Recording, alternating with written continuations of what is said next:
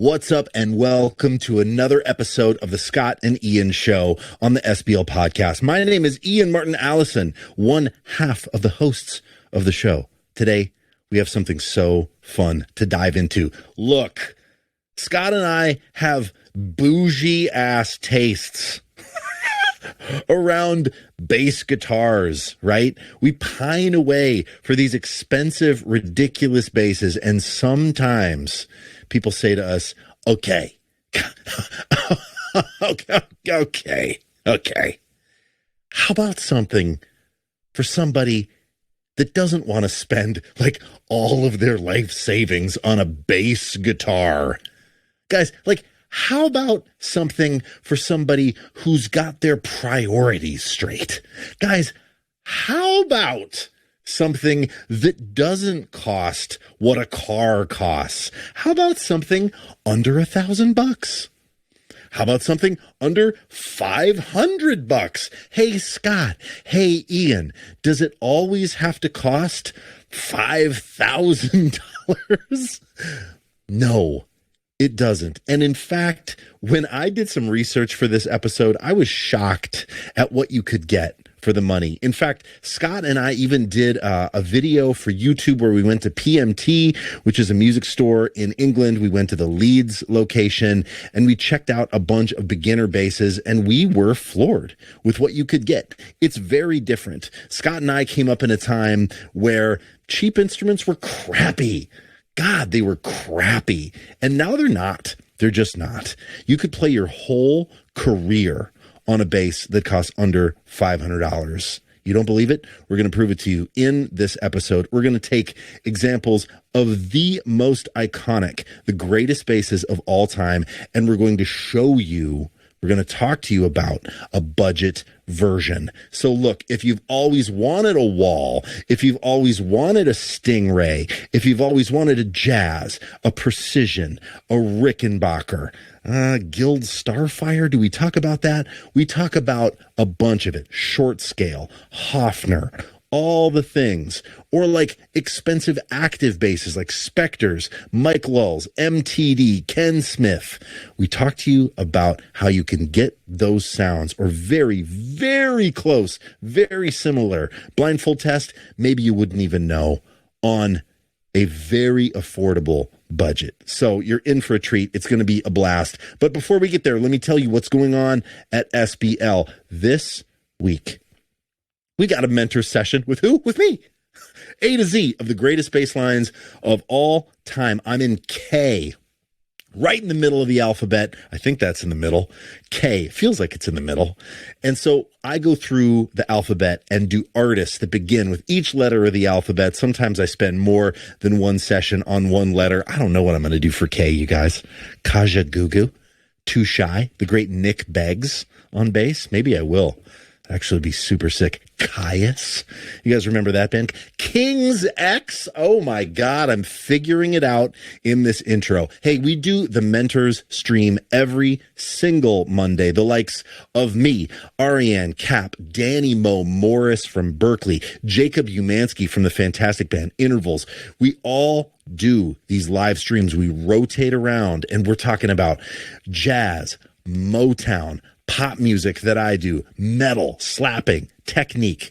It all happens on Mondays. So in addition to the course library, player's path, all of these amazing things that you get in terms of trajectory of leveling up your bass playing on SBL, you also get a live component where you get to hang out with us every Monday, ask questions, hang out on the chat, hopefully get a ton of value. Those things are all archived. There's years of this content to watch. So check it out. And please, if you haven't, grab a free 14-day trial. See if SBL is right for you. Now, that's enough of this. Let's get to this episode. Oh, Scott Divine. Are you practicing your singing? It's so good to see you. Oh, yeah. I've got some singing to do today. Shazza just hits me with this insane request. Like, I can't do this. Hopefully it'll be all right. We'll see. You're singing. There he is. It just paused. It just paused. You started singing and everything stopped. It was like, I can't take it. Can you sing? I can't take the golden pipes. Can you sing? Yeah, but I don't. But I'm self-conscious about it, right? Like I can sing. I grew up in this rock band singing, right? Singing harmonies even. Yeah. My great friend, taught me how to sing. I was in choir. I did all that, but I don't really identify as a singer because I think I'm scared. I think that's really what it is. Is like if I'm just truthful, like if people are like, "Hey, do you sing? You want to sing BGVs on this?" Oh, no, because the amount of confidence and work it takes for me to sing something is great. It's a lot. Yeah. I actually hate singing and playing bass. Really? Yeah. I don't hate singing. I hate singing and playing bass. It's difficult. It's not because I find it difficult, actually, even though it is difficult. I don't find it easy for sure, but it's not. That isn't the sort of like why I hate it. I want to know why. I hate it because I find that, like, when I've been doing gigs, there was a really weird moment. It was the realization for me of like, I just didn't want to do it. I was on a gig and and I had to do like a bunch of BVs and it was like all the way through, and it was like a ton of Motown stuff. There was like just a crap ton of BVs, heavy. Right? Yeah. And I was doing this gig and I loved the bass line so much, and I could give them, like, it was getting 10% of my attention, and I hated it. I hated it, dude. I was like having to sing all them bullshit BVs. I'm like, I'm not, hey, they're awesome. And I listen to them tracks and I sing along in the car and it's awesome. But when I'm playing bass, those bass lines that were just so well written, so well played, and I was having to sort of like give them zero attention because I had to put all of my attention onto the singing thing. I hated it. So it was like nothing against people that are great at it, nothing against people that enjoy doing it. It was a very personal thing for me, but I just really didn't enjoy doing it because I wanted to I wanted to be like self-absorbed in the bass line and the bass tone and all of that. That's what I'm saying. That's what I'm saying. It's hard. It's like, it's hard to deliver really lovely on both promises. At the point that you say yes to each thing, it's then because you can't just not sing it. I find too that my bass playing suffers, right? If like I'm going to sing something, the focus is on the vocal and no one cares about the bass part, but subconsciously they care about the bass part, I want to be like, did you say like, hey man, they didn't ask Jamerson to sing. Jamerson wasn't doing BVs. Yeah, man. It was like, if somebody would come up to me like after a track or after let's say like after a track, and they were like, hey man, were you playing sort of like on the back of that beat, or were you sort of like, where were you sitting in the groove? No clue. I'm just freaking playing the groove and I'm just trying to I'm just singing in tune. That's all I'm trying to do. Sing in tune and sort of like not sing too loud and not sing too quiet, and make sure that the BVs, I mean, like my part, I'm getting like a good blend in the mix. Singing, the last thing I'm thinking about is where I'm sitting in the mix, which is incredible because when you listen to like some great bass players. So Paul McCartney jumps out, actually. Like a friend of mine, great player, went to see Paul McCartney, and he just said he said the way he sits in the band where he's playing, he said he's amazing. He said it's amazing. Now, on the opposite side of that, interestingly, not to throw him under the bus or anything like that, but Sting, I've heard him on a few occasions when he's singing, and his bass playing is so ahead of the beat. Interesting. So ahead of the beat because he's probably just thinking about his vocal. He's really focused on delivering. Yeah. Well, and I think too that like when I've done it, everything just goes simple in bass world. So for me, it's not like I'm thinking about, okay, now I need to, where am I going to pocket this thing? I'm just playing whole notes. You know what I mean? Or something that is just super simple to hold down. It's so difficult. And I don't know if you can hear this, but my poor dog, my wife went to work, put Ginger in the kennel. She's maybe going to chill out, and but she only freaks out for a minute, and then it's cool. Is she doing it now? Can you hear it? Yeah, going crazy. No, actually, Just there was a moment there where I could tell, but I think she's calmed down. It's all good. How's it going with the new dog, little Ginger? Dude, little Allison, Ginger. The Allison. Oh my God. I mean, it's good. It's good. I just came out of having COVID, so I'm still not fully 100%. Oh man. And Emily took such good care of me. Yeah. It was brutal. And Ginger is a lot. Like having a puppy, it's a lot. I said, yeah. But she's doing better and better every day, and it's a good damn thing they're cute, Scott. I will say that. It's a good damn thing puppies are cute. Because yeah, man, I bet it is. It's a lot of work. You know what I'm saying? It's a lot of work. Yeah, man, we're holding off. Your experience is it's making me want to hold off because we're going to get a dog. Well, yeah, we're going to get a dog, but I think that Lisa has decided it's going to be a February 2024 thing. Yeah. Yes. But you said that Dash was just having an amazing experience, right? Oh, it's incredible. I will say that like, yeah, my son Dash, who's 7, is just, I mean, they're best friends. He loves this dog. Oh, and they chase each other in the way they play, and she wakes him up in the morning, and like it's like changed his life. Seriously. And so yeah, for sure. And so the thing that I don't want you guys to miss out on is that puppy kid stuff. Whereas like Everly, who's 11, she likes the dog, but it's not the same as... Dude, I can remember as a child having this. I used to walk. I was in junior school, so I was about 9 or 10. I used to walk home from school, and I can vividly remember because I wanted a dog so bad. And I can remember, and it was burned. It was a burning timeline, and the burning timeline is that at like 9 or 10, however old I was when I had this emotion, I was like, it is not going to be the same when I'm older.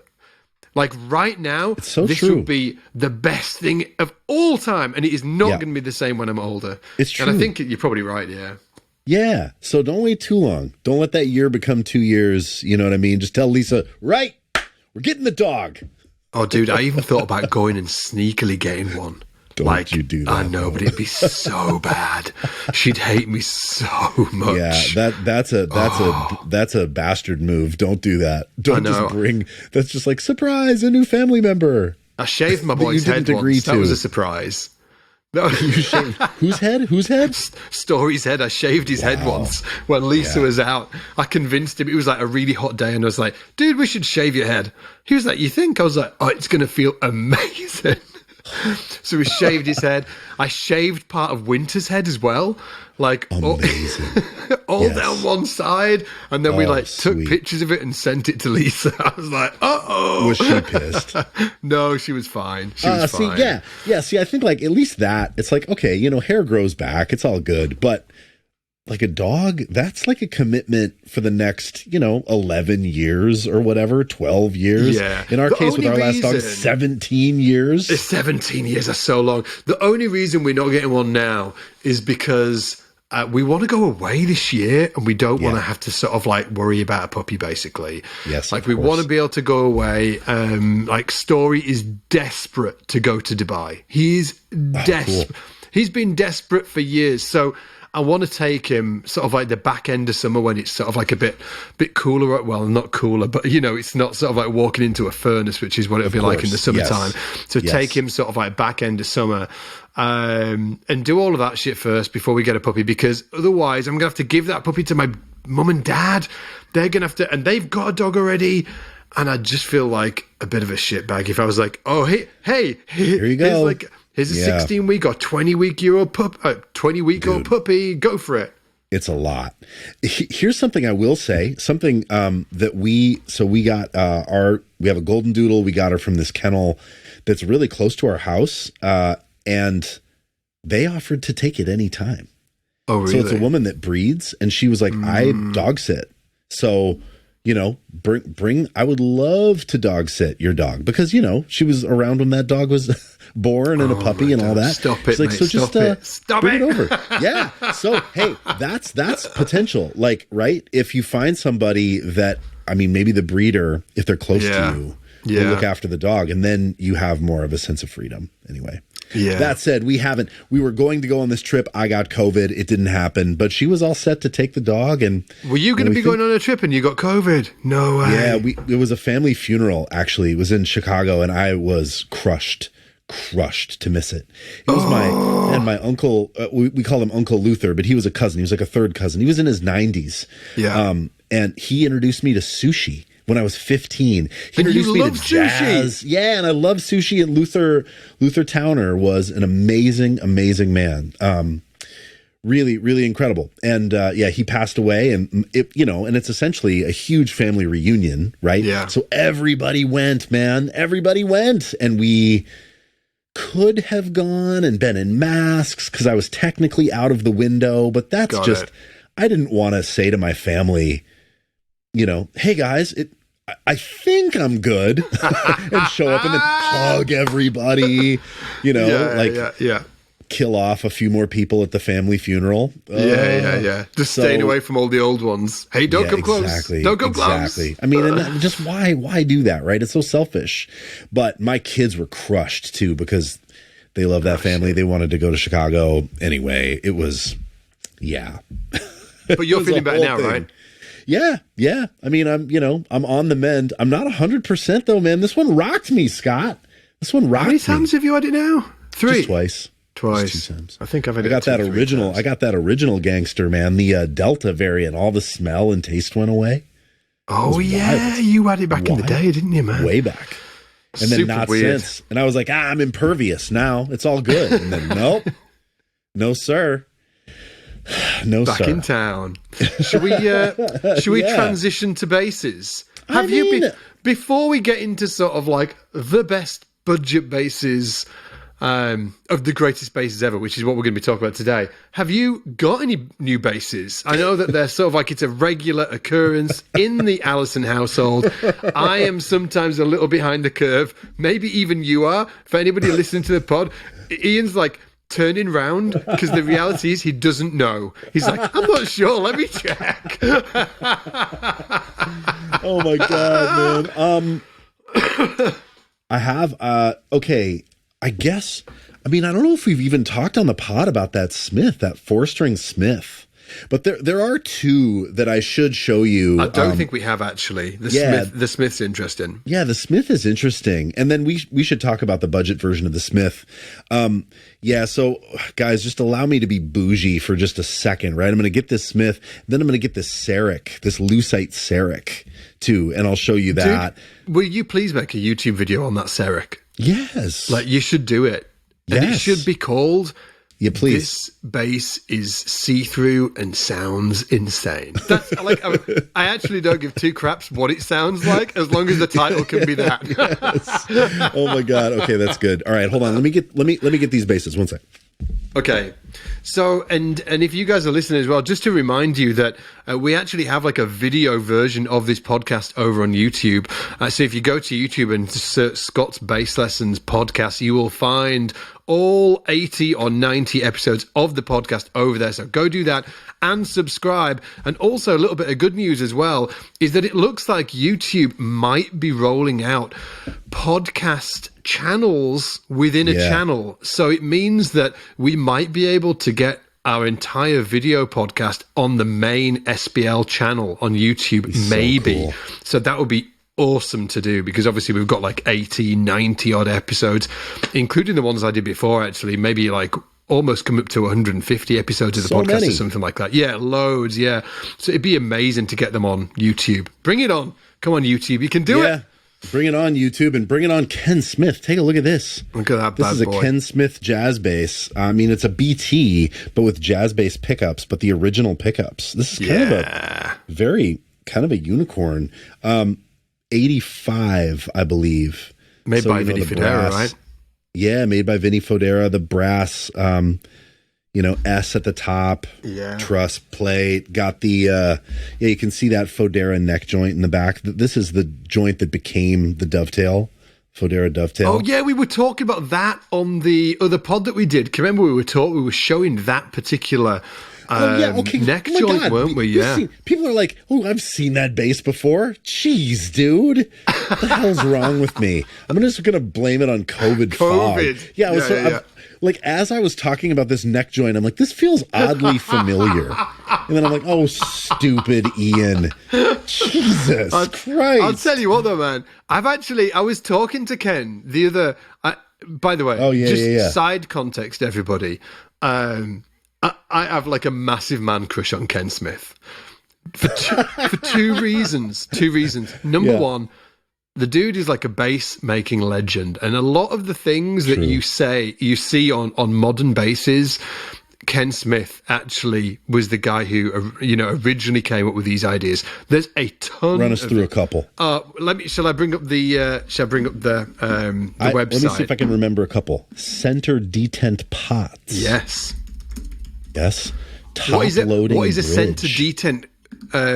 So, like when you've got bass and treble controls on an active bass, there's like a notch that like it sort of like falls into when it's in the middle, when it's flat. Yeah. And that didn't exist before Ken Smith. Yeah. And he figured it out. And now everybody uses that. Yeah, check this out. It's huge. Inlaid strap locks. Orfadere and all of them guys do. Ken Smith was the first one did it. He did it in 1978. In 1979, wow, he used the first printed circuit board within a bass. Wow. In 1980, the first graphite inlaid neck. So like graphite on either side of the truss rod. He did that in 1980. He did the detented balance controls in 1980. Detented EQ controls in 1980. The first wide neck 6-string bass was made by Ken Smith in 1981, played by obviously Anthony Jackson. He was the first one to use a 128 and 130 for the low B design. He was the first person that ever made a wide neck 5-string bass in 1983. Yes, there was a 6-string bass before the 5-string bass, if anybody's wondering. First to use and invented taper core strings, like compact quick release bridge, 1983, replacement bass and treble circuit, the list goes on, right? So all that to say that modern day basses wouldn't be where they are today without Ken Smith. So I've got a massive man crush on him because of that, but also because he is legendary for being a bit salty. Salty. He's been banned from talkbass.com and stuff like that. And I love this. I think it's awesome. Now you might be thinking, why is this awesome, right? Well, I just think individuals like this they make the world a more interesting place. And so there's these legendary stories about Ken Smith back in the day. And and if anybody didn't know, there was moments in time where pretty much every pro bass player on the planet was playing a Ken Smith. In the 90s, they were a big deal. They were a massive deal, yeah. And people used to sort of call Ken Smith's workshop, and Ken would be like, "Are you a pro?" And they'd be like, "No, I'm a hobbyist." They'd be like, "You can't play one of our basses." Boom, phone and go. All of these sort of fun stories. I'm not sure how much of it is true or not true, but I just love the idea of it, right? I just think it's awesome. Anyway, so I've been talking with Ken Smith over the over email over the last maybe last month or something like that, and honestly, he has been awesome. He's been I sent him a Loom video and he was like, "Oh, thanks so much for the response and stuff like that." And we were that's cool. He was awesome, dude. And what was really surprising is that he's I think he's in his 70s. He's busy as shit playing bass. Yeah. Really? Dude. Let me he's got gigs? Dude. This cat's playing gigs. Got more gigs than me and you, man. Seriously. Check this out. Yeah. I'm just pulling up this email right now. He emailed me. I was shocked, actually. I was like, and he wasn't bragging or anything like this. He was like, "Oh, sorry, I wish I could do this over the next sort of week, but I've got a bunch of gigs. I'm going to get back to you after that." It was that kind of vibe. It wasn't sort of incredible. "Oh, look at me, I'm gigging loads." Right, he was like, "This is a roadblock in my life." Yeah, check this out. Yeah. So this is the email. He's like, He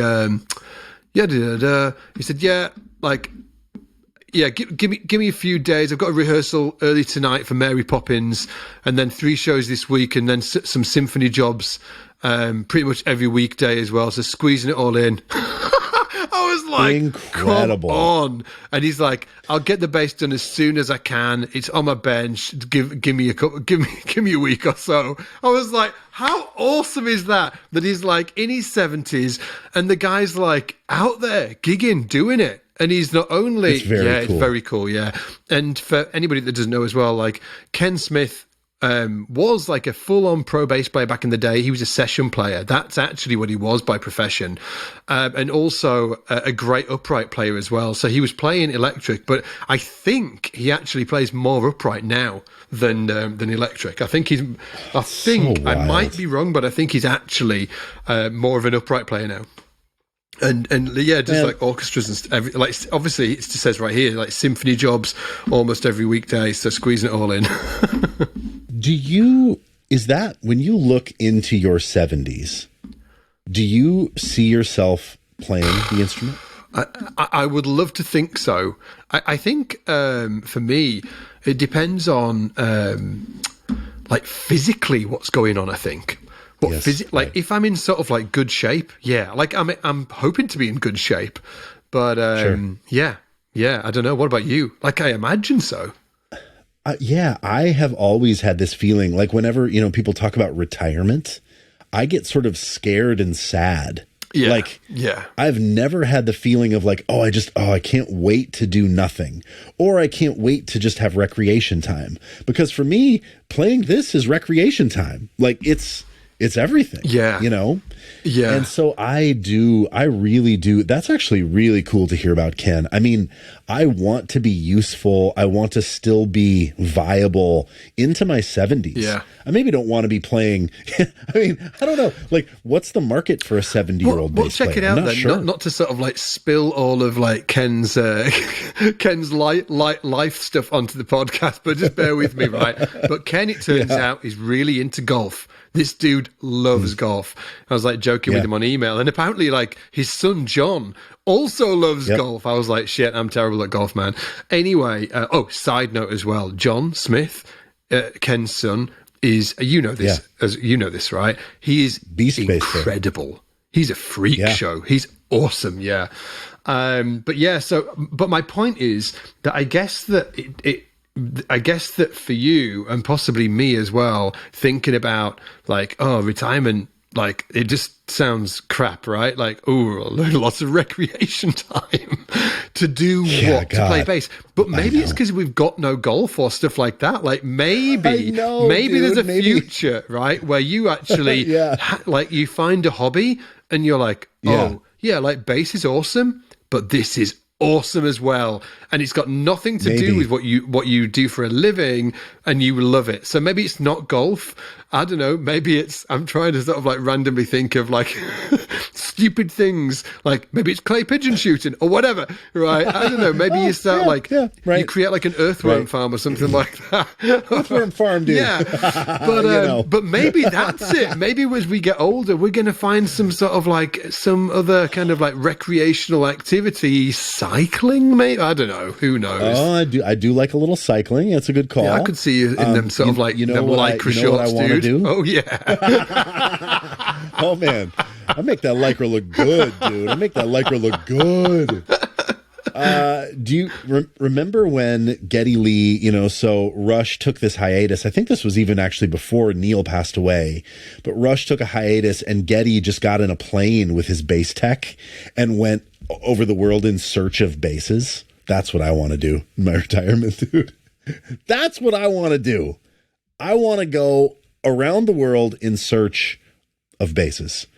And I think it should be with you. We're on podcast. Okay, we just got cut off. Right.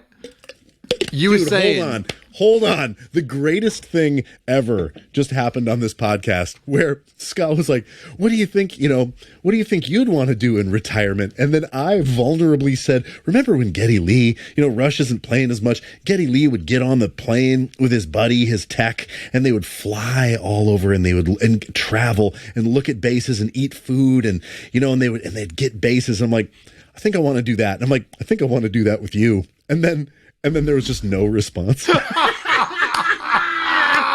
Because we got cut off, and I was like, I was like this, you know, Scott, you know what I'm saying, buddy, bass buddy.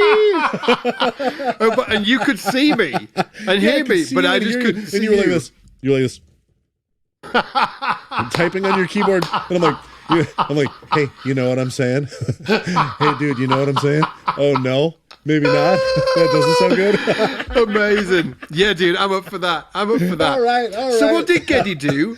Geddy went on, he just went away with his tech, and he did sort of like, they went on a bit of a boys' jaunt around the US. They're like best friends, and they essentially just went and, I mean, all over the world, actually. Traveled, ate food, drank wine, and bought basses, and heard all these stories. Were they best friends? Yeah, I think they're like really close. Were they really close, were they? Yeah, I think so. Yeah. It's his special friend. Special. It's a special friend. It's a special friend, dude. It's a special friend. Oh my god. Friends gotta travel, man. Friends gotta play bass. Oh god. I mean, you know, yeah, that's the thing, right? It's like, dude, like, yeah. I'm up for it, dude. I'm up for it, but as long as I don't have to be your special friend.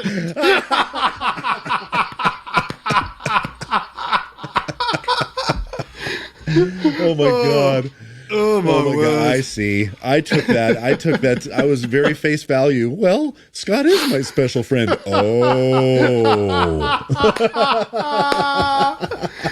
It reminded me, there's this guy in the UK. Oh, sorry.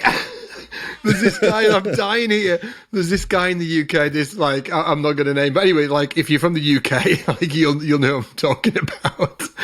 And he's like, he's old school, right? So this guy, he's old, he's in his 70s, you know, and people weren't as open about their sexuality years ago, right? So, because they didn't feel that they couldn't be, because it was, you know, because the world's changed. Unacceptable. Yeah, it was more unacceptable back then, and, you know, thankfully the world's changed. But anyway, so it wasn't, like, people weren't as open about their sexuality back then. So he sort of, like, he had, like, a gardener. Of course. That gardener, he was his gardener for a long time. And it just so happened that the gardener moved in. Oh, man. Anyway, got a lot of work to do. Got a lot of work to do in the yard, dude. Yeah, so as you were saying, that Geddy was like flying around the world with his bass.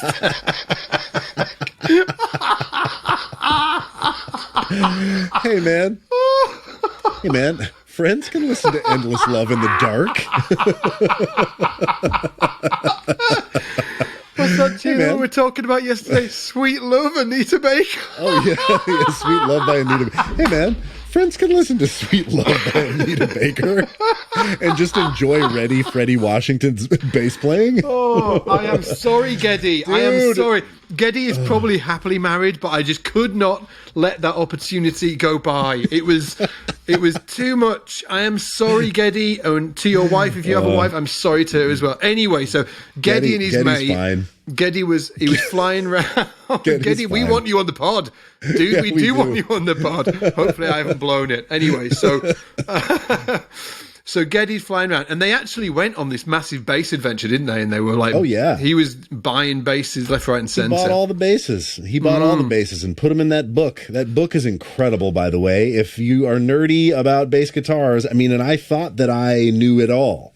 I sort of was like, yeah, I know all the brands, and I pretty much have seen all the models of everything, even the weird stuff.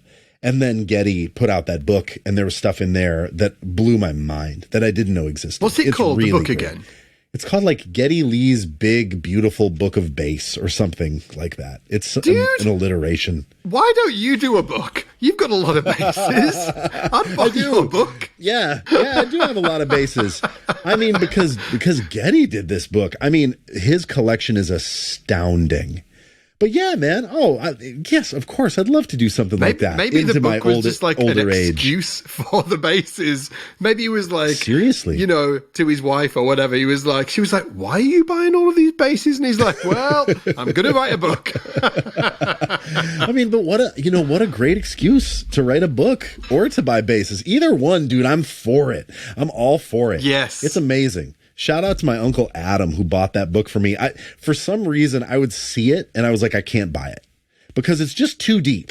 Like, it's just too much. Like, I can't, like, I'm not going to be the base nerd that buys that book. And then someone bought it for me and I'm like, oh, well, I guess if I get it as a gift, I'll peruse it. You'll peruse it. Yeah. Amazing. Hey, hold on. I need to level a criticism at the podcast that has been leveled at the podcast before. Can I guess what it is? Yes. Ian, Scott, stop treating these as like some kind of catch-up and get into the main topic 30 minutes into the actual podcast. Let me level a second point of criticism at the pod. That has been leveled against us. Yeah, that's number one for sure. Number two is, come on, you guys. Come on, you bougie a-holes buying these fancy ass fucking bases and expensive shit. Like, hold on. What about some budget versions of some stuff? What do you guys, do you just need to play? The most expensive Walls, Rickenbackers, Fenders, Hofners, Gibsons, Ken Smiths. Like, shut up. Show us some stuff that we can afford. Speak to us like you remember before you had capacity to buy these instruments. And I think it's a valid point. I don't have capacity. I'm like constantly getting my ass kicked by my wife. She's like, really? You really needed to get another bass? Really? Oh God! I'm like, no. Well, I'm selling. I'm selling some. Like, and like, it's like the meme. It's like the meme you sent me that was like, hey man, now you're rolling in money, and like, so now you can just buy all these basses. It's like, no, bro. What did it say, bro? I'm just irresponsible. Yeah, exactly that. Exactly that. Yeah. Oh, I feel that. I have felt that for a long time. I mean, before we get into some of these, because I took some notes today. I'm prepared. I'm ready for the notes. Before we get in, though, I want to ask you, have you ever had this thing? I've had this thing with like budget versions of gear. Okay. I love thought you were going to talk stuff about a rash or something. I was like, yeah, I've had a rash. Yeah. Where? Hey, special friend, can you take a look at this rash real quick? Special friend, can I send you a photo?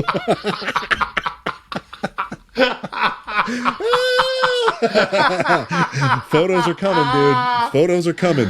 You asked for it, you shall receive.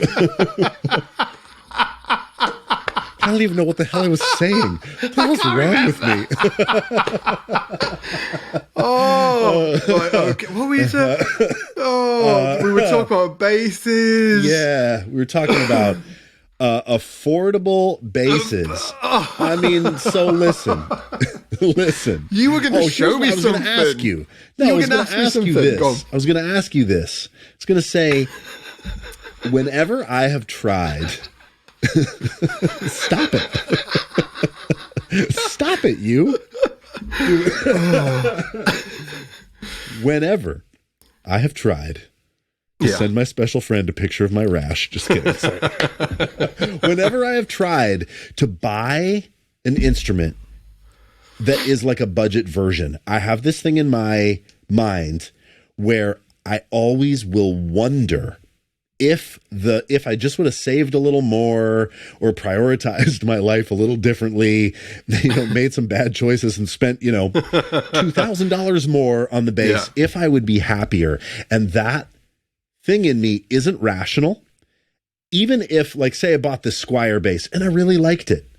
And I was like, God, I love this thing. I would always have this thing in my mind of like, but what if I got this other thing? Would it be better? And even if it weren't, I have to find out. Like, I have to figure it out. I'm not satisfied until I find, quote unquote, the Holy Grail. And it's bad. It's a bad trait in me. It's bad. Do you have anything like that? No. That's amazing. What the hell's wrong with me, dude? I salivate when I hear a P bass. Apparently I've got a rash.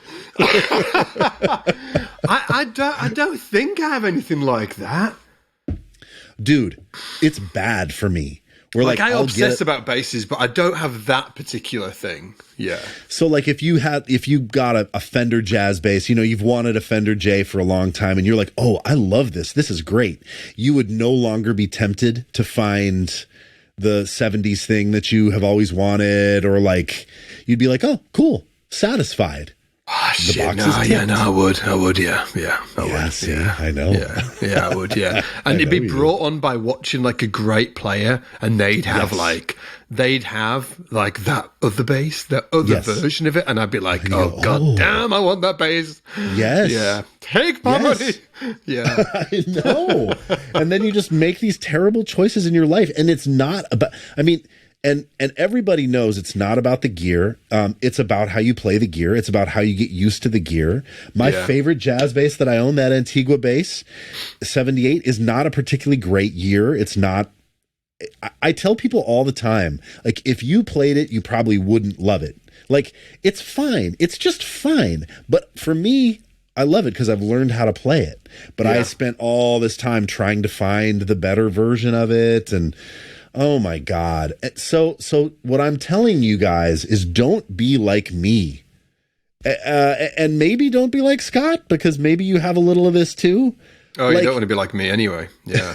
Do you remember when Jim brought that Squire PJ bass around? Dude, right. Yeah. So I will say that what we should do, just to frame this, is sort of like maybe mention the categories you've got and stuff like that. That would be cool. I've got categories. To give people like a glimpse of the future in terms of this conversation. Okay. But I will also say that my kind of can you get a budget version of all of the high-end instruments out there? Yes, right. Can you do that? I think not. But I think that some basses you absolutely like certain styles of basses you absolutely can. Without a shadow of a doubt, if you recorded with sort of like the expensive $3,000 version and the 300 version, if somebody could tell the difference, I'll strip naked and I will run around the town hall of Leeds flashing. I'll go streaking. Arrested, like that's it. There's just no way that anybody could tell the difference, right? But it's very specific types of basses. I think that's true for. Dude, and even there was that piece of social media content that SBL put up recently of like you playing the Amazon bass that was $100 and the Fodera. Yeah. And, and it was hidden and you couldn't tell. Dude, I think I got that wrong. Did you get it wrong? I did. I think I did. I was like, oh yeah, I can tell. Ooh, I can tell. Oh yeah, there's that tone wood.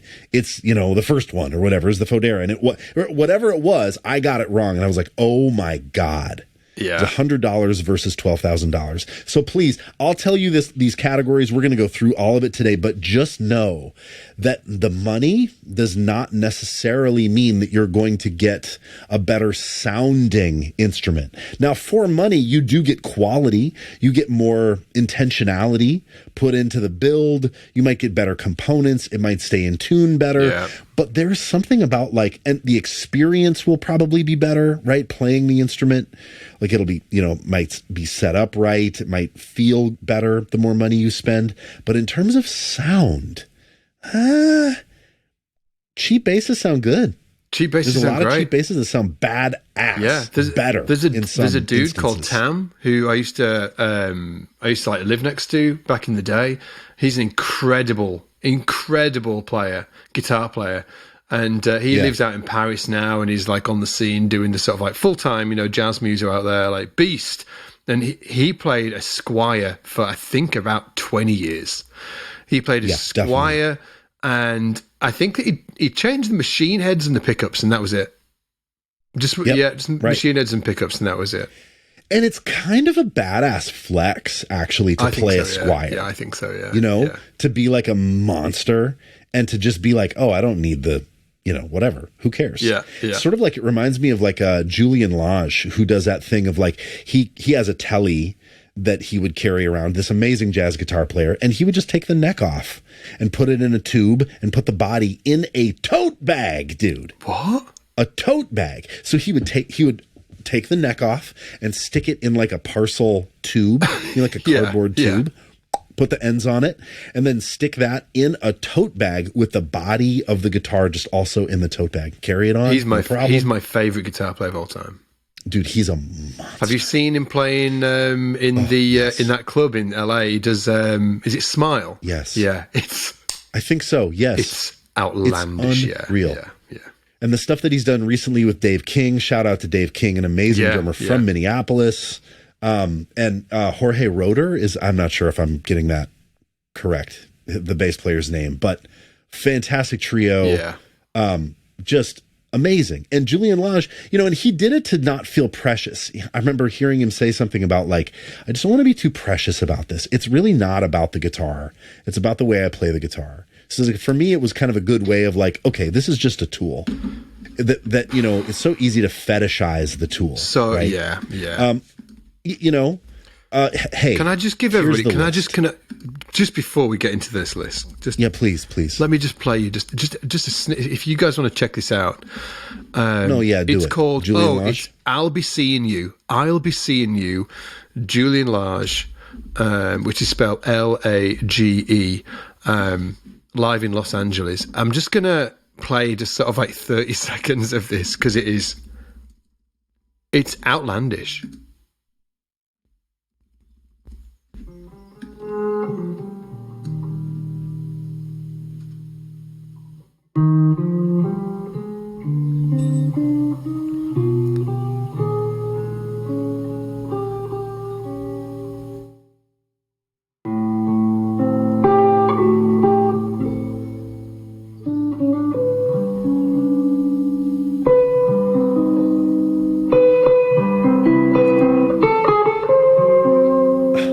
Check this out. It's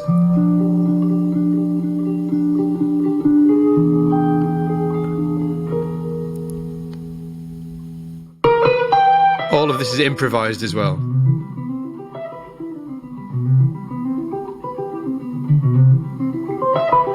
Just clean. Yeah. Such a beautiful sound.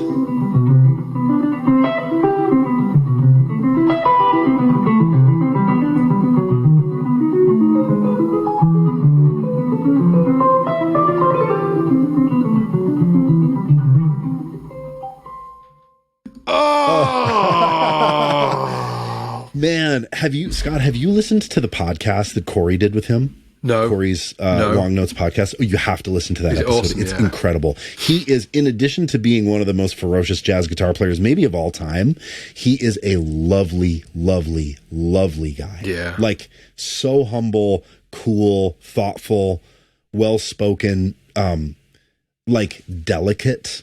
Like, thoughtful with his phrases, like thinks before he speaks. Yeah. Unlike me, I'm just like, it's just a freaking buffoon. He is very, very, very, it was really interesting to listen. And he talked about that thing of carrying the guitar, breaking it apart, carrying it in a bag. Oh, I'll check that out. So all that to say, God, people are like, get to the list. Give me the list. All that to say, don't get too precious about this stuff, you guys. Okay, we've talked about Fender, and we've said it, Squier. I mean, if you're looking to buy an amazing jazz bass or P bass, you may find it in an under $1,000 for sure price point, maybe even in an under $500 like used price point on a Squier. Squiers are great. They are fantastic instruments. Do you feel that? Yeah, I think the Squiers, is that the right shout? Squiers are great. I think that Sires, Sire, are really fantastic. Yes. If you can get them. And those lean more modern, right? That's like they're a little more modern. Almost, yeah, they're a little more modern. Yeah. The old Tokai, Tokai, Tokai, the old sort of like 80s jazz and P basses that Tokai did are amazing. They were made out, and I think they were made in Japan. They were really great. Yeah. Yeah, you can absolutely get them for under $1,000, and in many cases like under $500. And for sure, the playability, especially of a new instrument, like a second-hand instrument, somebody might have already taken it to get a setup from a guitar tech, right? But if you buy one new, just take it to get a fret dress, get it set up, get a nice set of strings on there, and you'd be golden. Because just when they're cheap instruments like that, they haven't got, because the instrument manufacturers need to keep the costs under a certain amount to be able to make them cheap for the consumers, right? They need to keep those costs down to be able to retail them for cheap. Okay, because of that, they can't give them a ton of bench time in the factory. Right. They can't be like, oh yeah, we're going to get some dude to sort of like take 2 hours to set this thing up. That doesn't happen. So they go out, they're made with good wood, good pickups, good electronics, all of that, but the setup might have been, not had the time spent on it there. So get a cheap bass, get it set up, you be golden. And also as well, I think that P basses are one of the basses where there's no way that you're going to be able to tell that thing's not a P bass. It's not like a 60s P bass. There's no way. And also, anything with jazz bass pickups on as well, they're going to be so close for the most part. You're just not going to be able to tell. It's all in the, like having 2 jazz pickups, doesn't need to be even a jazz bass, but 2 jazz pickups, and get the thing set up so it plays great. Get some decent strings on there, and you'll be golden. You'll be able to agree with you on the P bass thing. In fact, I have one of the best P bass sounds. You'll be able to get it from the $500. No question.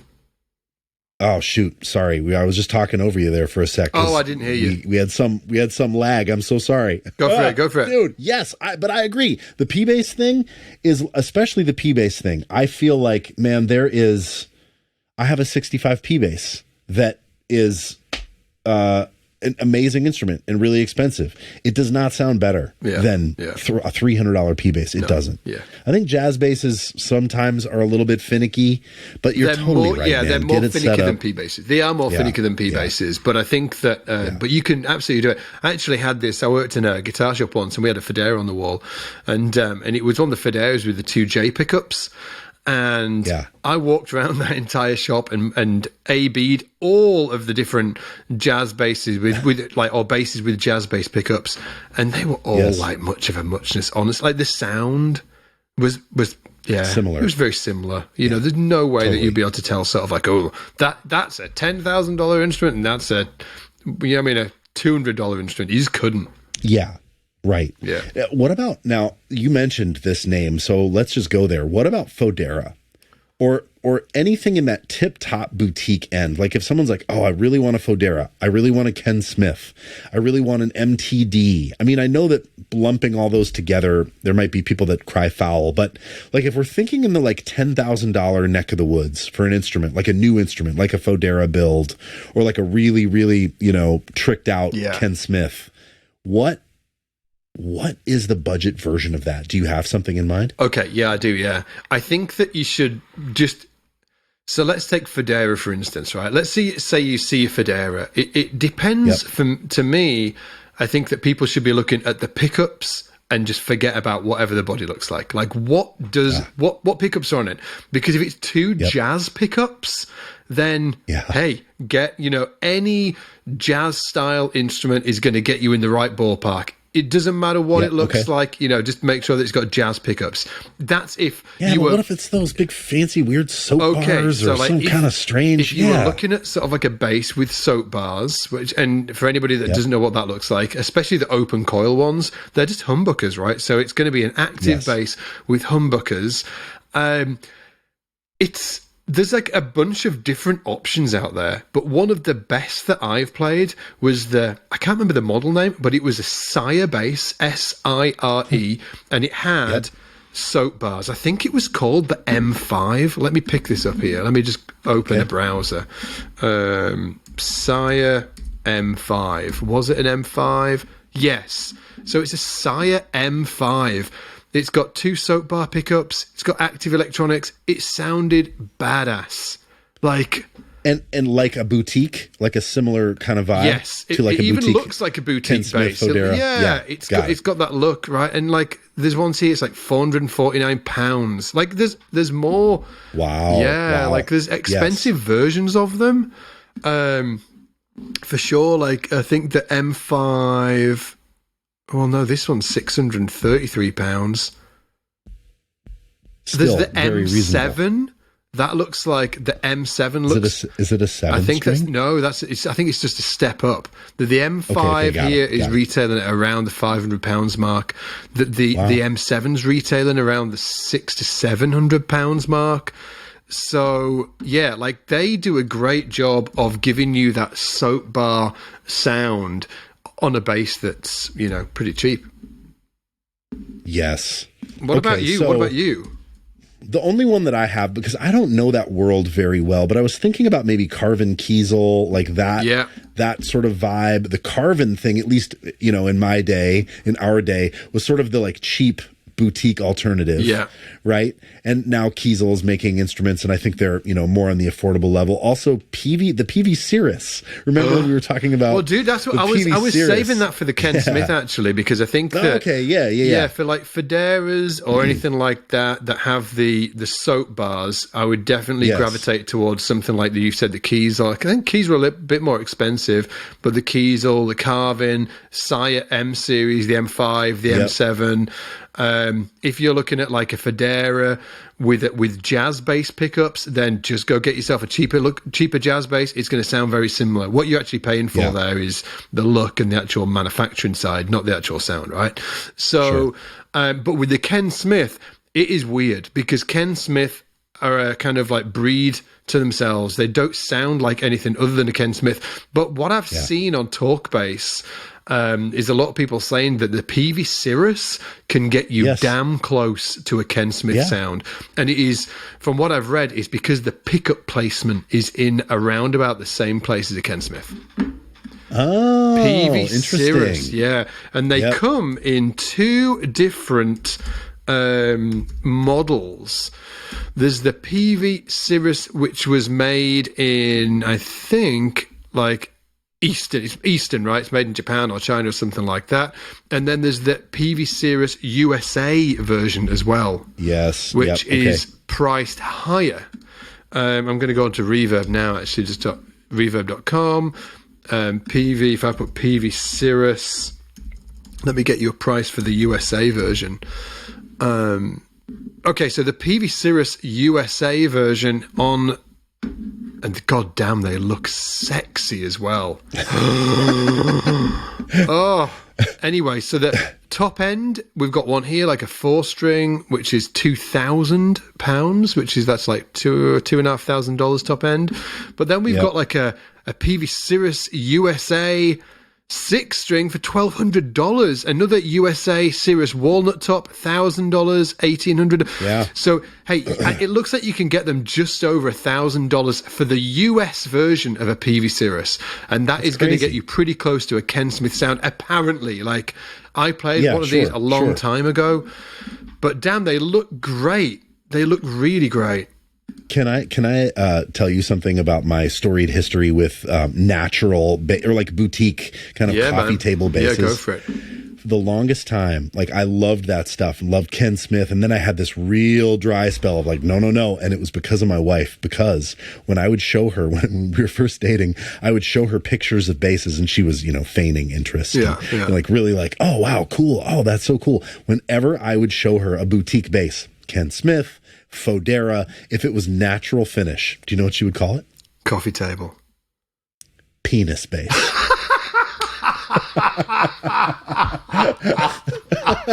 She was like, oh. She's like, that looks like just this big penis, just this big natural, all natural. Hey, dude. Hey, dude, here's the weird thing, right? When you said she'd look at it and be like, oh, it just looks like a massive penis. Oh, natural. I was like, oh, so she was into it then, right? She was just, she was so not into it. She was, oh, no, not into it. Like it was just this phallic, and then a guy, this guy's playing it and like, and oh God. She was just like, No, gross. It's like, it's not cool. Not cool. So whenever I would, she was like, unless it has a pick guard, it's a penis base. Oh, interesting. It was natural. Did you ever go out with anybody? Did you ever go out with anybody that wasn't into, like, well, I'll tell you the context, and then you can tell me if it's happened to you or not. I can remember I was going out with this Norwegian girl, and dude, like, luckily my wife does not listen to this podcast, because this Norwegian girl was hot. She was smoking. Oh, jeez. Oh, yeah, she was hot, right? Yes, anyway, so we go to my place, and she you did. Yeah, I did, dude. And she hadn't seen any bases yet, and I just got this awesome, like, spalted maple top base. Yeah, you did. And like the penisiest of the penis bases, spalted maple. Oh, just like, yeah. And I pulled this base out the case to show her, and she was so disinterested in it. Right there and then, I was like, oh shit, this ain't gonna work. And it was I was just caught in like this kind of like weird kind of like, oh shit, she was so hot, but she wasn't into the base, and that was it. That was it, dude. That might have been one of the last base. Yeah, that was one of the last times I ever saw her. And it was down to that specific. I even remember it. It was incredible. Like my heart sunk, and I kind of looked at her, and she was like looking at something else, and I was like looking at her, and then I looked at the base, and then I looked back at her, and she still wasn't looking at the base. I looked at the base again. I looked back at her. She's still not looking at the base. I put that base back in the case, and that was the end of that. That was the end of that, dude. Yeah. Oh God, there's got to be some kind of bases before ladies, some excellent rhyme that I'm not thinking of right now. Dude, that is incredible. Do you know that I used to do that with The Streets, the band The Streets? Oh, there's that record that Grand Don't Come for Free. It, and if they weren't into it, you're like, oh, you're out.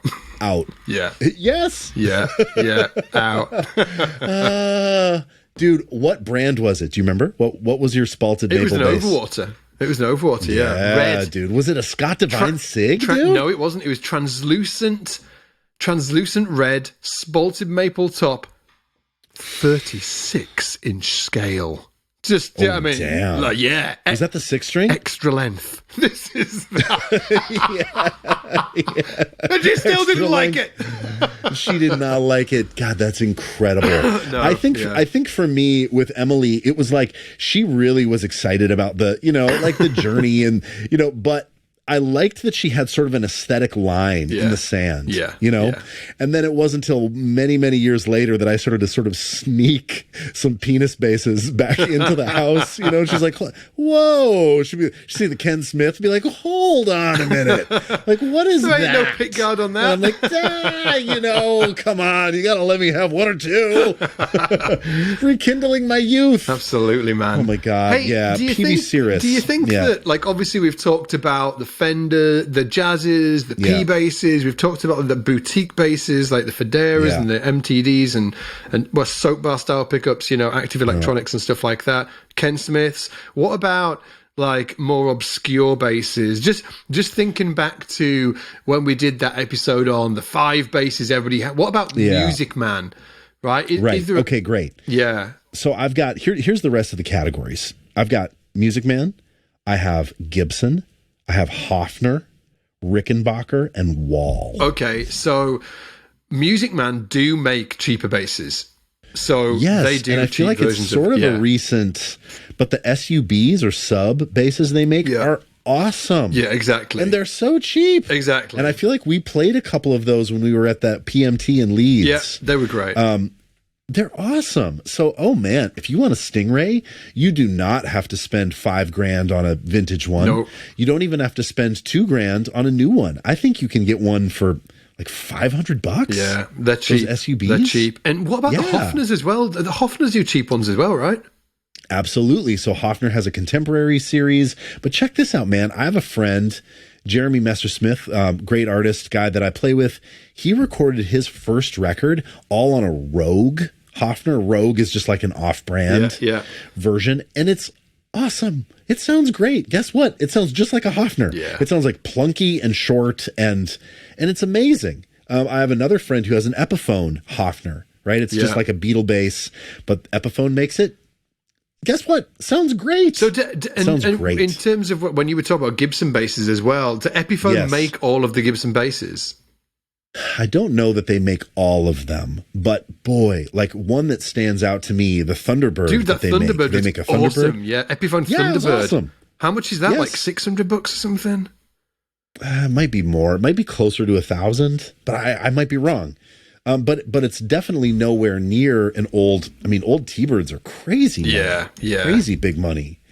And also, Gibson makes, I think, the coolest Epiphone bass they make is the Jack Cassidy. Oh, which is so like good. A hollow body. Yes, it's based on this old 70s bass that I love, that I have, called a Les Paul signature bass. Gold top, hollow body. Yeah. Half of it looks like a 335, and then the treble bout looks like a Les Paul. It's killer. And it's amazing. And the Epiphone version of it is frickin' amazing. I think, oh man, like if I just had to have one inexpensive hollow body, it might be that. It's fantastic. It sounds sort of like a woody, airier P bass or something. I'm looking here at the Epiphone Thunderbirds, and they're cheap, dude.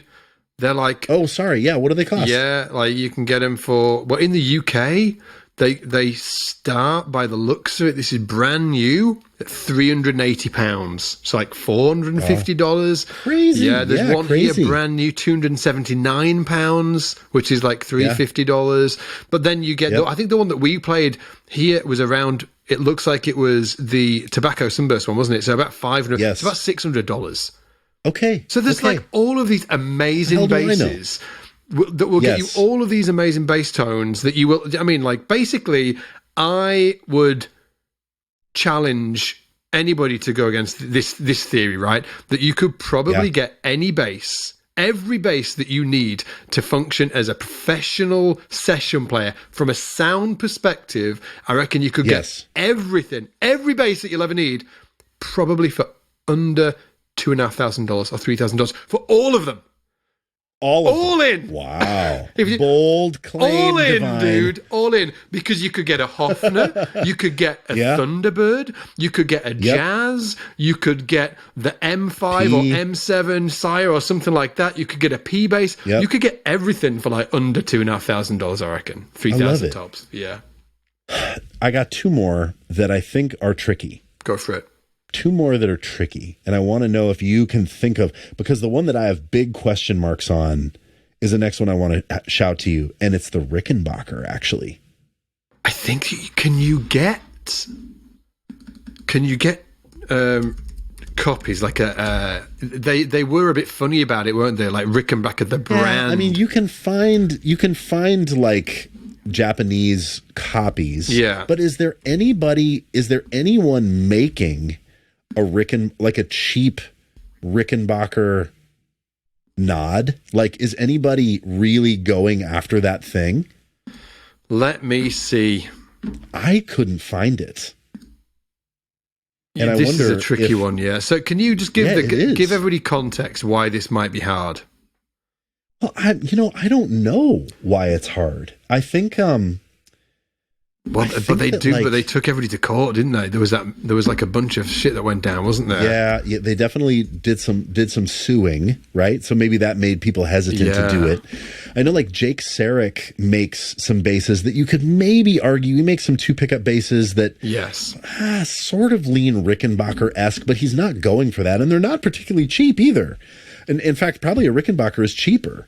So I don't know. I think, like, here's what I would say. If you want a Rickenbacker, find a used Rickenbacker and save your pennies, because there is nothing that I know of that's really quite like it. Yeah. That's the one, dude. That's the one for me that I was like, huh.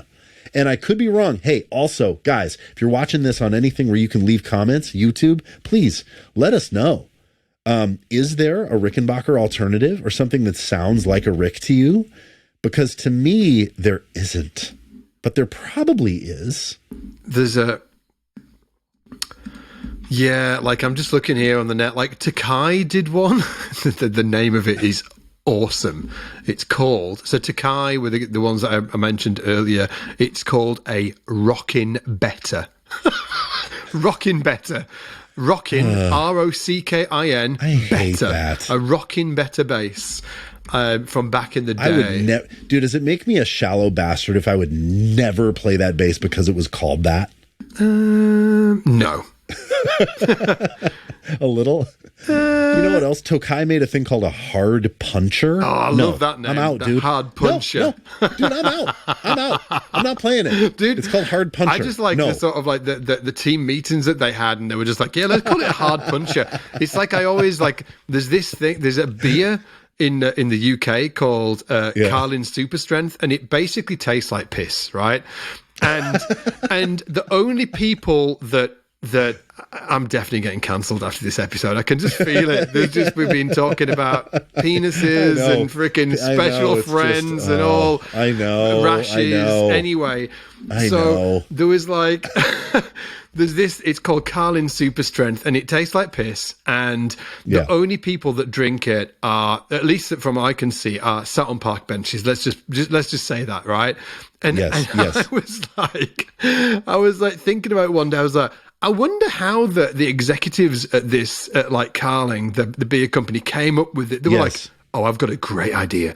We're going to make a beer just for people that want to drink it on park benches, just for the homeless. It's going to be called Carling Super Strength. Well, what's it going to taste like? Well, piss, of course, but we'll do it anyway because this is our target market. Anyway, all that to say that, anyway, please don't cancel me, universe. And I would hope that you're not saying that homeless people like to drink piss. No, I am not saying that. I am not saying that.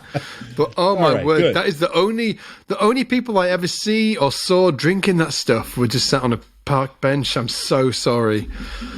Yeah. Oh, Carlin Super Strength. It's the thing. Yeah, it's the thing. Super Strength, dude. Anyway, Rockin' Better. Maybe if I start drinking, I need to start with that one. Oh, do not start with that one, dude. Dude, I think I had a sip of it once just to see what it tastes like, and that was enough. Tell me about the wall. I have an idea.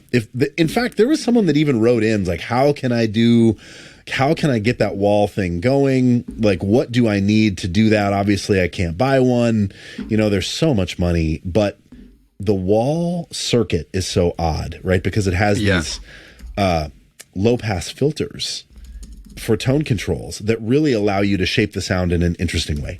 Like almost sort of like a wah built into each pickup. Yeah, they're really weird. I'm trying to find this. I'm just in... I think that... I'm trying to find it here on the Tinterwebs. Somebody actually was talking about this in the SBL team today, right? Yeah. Oh, really? Yeah. Today? Yeah. So check this out. There is somebody that created a sort of like a wall replica. Let me find it. Oh, I can't find it. And the reason why this is an interesting one is because wool are so expensive. They're crazy. They're crazy. Even just to get, like, if you find even a great deal, quote unquote, on a used, Mark I or something, it's like $7,000, $8,000, $9,000, $10,000. Crazy expensive, if you want to buy one, I think they're probably in that ballpark, and it's like a 4-year wait. Oh yeah, they're just. That you have to wait for so long. I found it now. So this is called, if you want to check it out, it's called zootbase.com. Zoot, ZOOT base.com. They are made in the UK. They're actually handmade. So they're handmade in the UK, in Essex, England. Excellent handmade bases. Essex, England, Zoot Custom Shop. Go to the website and you'll see Zoot Wall Alike Base. Click on that and it will take you to his replica. A wall alike. Interesting. I'm looking at it right now. His sort of like replica of a wall base. So it's got all of the things. It's got the weird sort of like filter-like electronics. It's got the wall, huge pickups in it. And it comes in at retail. This is going to be expensive. It's not cheap. Where's the price? I've seen it here. It's $27.50. Is that pounds? pounds. dollars. Okay, yeah. So £2,750. So that's around $3,100. Yeah, maybe a little more. But this is a handmade bass, and it's like, it's a full-on handmade bass, but it's been put together to replicate what the wall is and was. That's cool. For under, like, for a wall, probably you'd talk, well, for a new one, it's maybe like $8,000, $9,000. Right. For a second-hand one, like, I've seen them, well, they're crazy money, right? So, yeah, it's going to get you in the ball. It's not a budget bass, but, yeah. It's at least an option. Let me offer you. So that's that is the mid-priced tier, or maybe some of you are going, oh my God, there's no way. Yeah. Let me give you a super crispy, dirt cheap option that I think might be kind of cool. Go for it. Is you get that Stingray. You get a Stingray sub, and you get the one with 2 pickups. Yes. They make a double humbucker, 2 pickup version. You get it in a 4 or 5. That's going to be under $500. And then you hit up the Analog Music Company out of Kyiv, Ukraine, and you order the So High So Low. Yeah. The thing about this is it's a preamp, and it also gives you that low pass filter option with resonance on the end of it. So you can kind of dial in those sort of quacky sounds. You could get an envelope filter, but that's not the same thing that a wall has. It has low pass filters. Now you could do that in a DAW, right? So if you're recording, you could just do that in a DAW. That'd be fine. But if you want to bring it live, I think these are $250. And I think that Stingray is $500. So for under $800, you could do a pretty convincing facsimile of the wall thing with an instrument and a pedal. Amazing. That's what I got. Amazing. Nailed it, mate. Honestly, nailed it. I didn't know. I was like, where are you going to go with this? Nailed it. Absolutely. Yeah. I think that would be a cool thing to try. Yeah. And it would be far less, 10 times cheaper. Over 10 times Over cheaper. 10 times. How much do they retail for, those filters? I think they're like $250, $250. Yeah. And then I think the it's like $500 or $600, isn't it, for the Music Man with the two humbucker pickups? Around that, isn't it? Yeah. Amazing. So you're between 7 and 8, maybe. Yeah, dudes. So just in case anybody's ever thought in the past, these guys always talk about these expensive basses. Hopefully, we just got ourselves off the hook a little bit. And put ourselves on so many more hooks in this episode. We'll see you next week with more bases. Yes, we will, dude. We will. And I can't wait. Absolutely. Dude, should we call it? Yeah. Awesome. You guys, thank you. Thanks for listening. Yeah, we'll see you next time, guys. Take it easy. Bye. Take care, everybody. Bye.